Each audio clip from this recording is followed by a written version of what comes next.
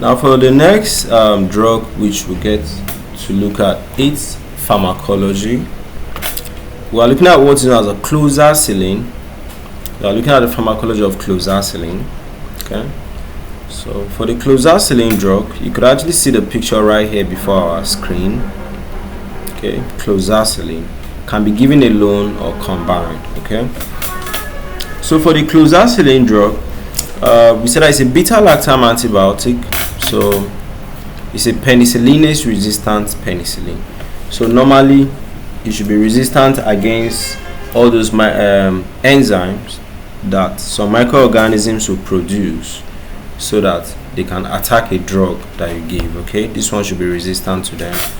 So how do they do their activity? They do their activity by binding towards penicillin binding proteins. Okay, so when they bind to the cell wall, to those proteins, they will now stop the cell wall from being formed well. Do you understand? So this can now predispose the bacteria from all sorts of attacks, because the cell wall that acts as a fence is not there very well again.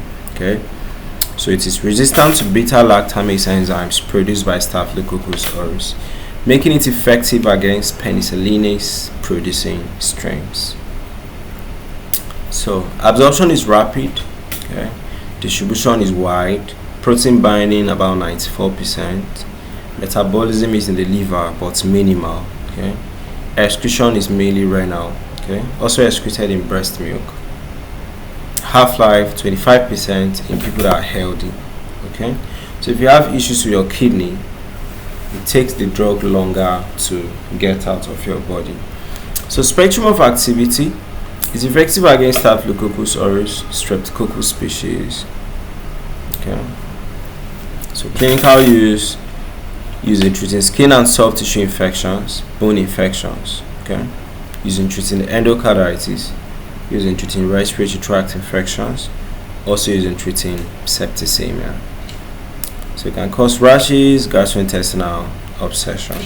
Then if you give it together with probenecid or oral contraceptives or erythromycin or tetracyclines, they could actually, interact, okay, which is not nice. That's it for cloxacillin.